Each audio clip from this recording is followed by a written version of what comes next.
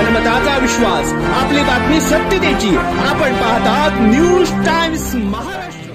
Kumbhe dam परिसरामध्ये जो धबधबा आहे, पर्यटकांच्या दृष्टीनं अत्यंत आनंद घेण्यासारखा हा धबधबा आहे. या ठिकाणी विशेषतः पुणे जिल्ह्यातून, मुंबईमधून बरेचसे पर्यटक येत असतात. आज सकाळी 10-10:30च्या दरम्यान पर्यटक एक मुलगी या ठिकाणी पाण्याच्या प्रवाहाबरोबर खाली वाहून गेली. सकाळी 10-10:30च्या दरम्यान या ठिकाणी ही बातमी कळल्यानंतर तात्काळ आपल्या तालुक्यातील महाडमधील सिस्कॅप महाड रेस्क्यू टीम आहे, शेलार मामांची जी टीम आहे, मुश्ताक आहेत, SRT टीम जी आहे, या सर्वांनी या रेस्क्यू ऑपरेशनमध्ये तात्काळ स्वतःहून या ठिकाणी झोकून देऊन, जे स्वतःचा जीव धोक्यात घालून त्या ठिकाणी या धबधब्यामध्ये उतरून त्या मुलीला रेस्क्यू केलेला आहे.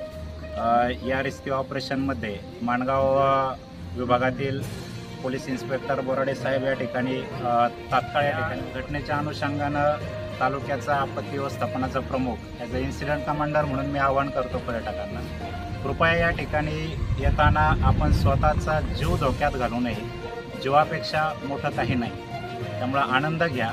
परंतु जर अशा घटना जर या ठिकाणी होत असतील तर नाईलाज असतो आम्हाला या ठिकाणी 144ची शिफारस करावं लागेल आणि हा धबधबा पर्यटकांसाठी बंद करावा लागेल. देवकुंडाच्या बाबतीमध्ये देवकुंडा धबधबा माणगाव तालुक्यात आहे, तिथे कलम 144 आपण लावलेला आहे.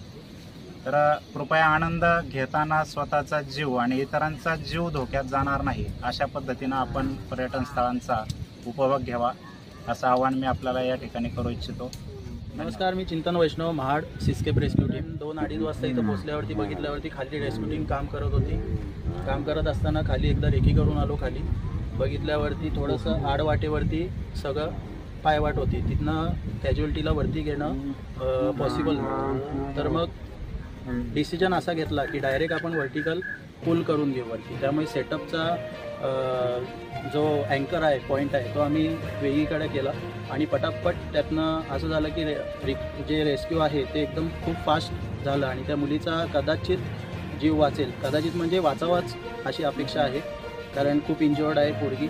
त्यामुळे बाकी सगळ्या रेस्क्यू टीमचं खूप खूप धन्यवाद. सगळ्यांनी खूप मस्त काम केलं आहे. इम्रानभाई असतील, सागर असेल, आपले मामा असतील किंवा पोलीस प्रशासन असतील, सगळ्यांचं सहकार्य एकदम व्यवस्थित लागलं. आज या ठिकाणी मुंबईवरनं 5-6 मित्रमैत्रिणी एकत्र आले होते. त्यांच्यापैकी तन्वी जामदार नावाची जी मुलगी आहे 27 वर्षाची, ती सकाळी धबधब्याच्या आपल्या ह्या कठड्यावरनं खाली दरीमध्ये कोसळली. जवळपास 300-350 फुटावरती खाली कोसळली होती. आम्हाला माहिती मिळाली. तात्काळ आम्ही शेलार मामा रेस्क्यू टीम, सिस्कॅप, पोलार्डची टीम आणि दर्शनची, चिंतनची, महाडची टीम, या सगळ्या रेस्क्यू टीम्सला आम्ही इकडे कॉल केला.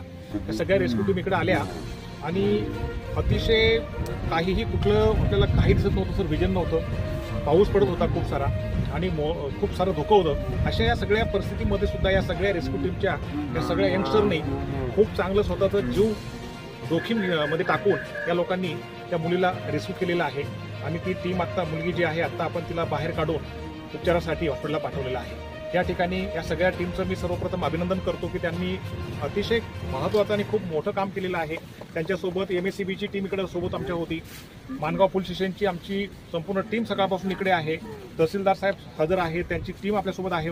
या सगळ्या यंत्रणांनी आज एकत्र येऊन ह्या मुलीचा आपण जीव वाचवलेला आहे. तर माझं सर्व पर्यटकांना या ठिकाणी आव्हान आहे, विनंती आहे की आपण पर्यटनाचा आनंद घ्या, परंतु स्वतःचा जीव धोक्यामध्ये घालून तुम्ही अशा प्रकारे वागू नका की जेणेकरून तुमचा जीव धोक्यात याच्यामध्ये जाईल.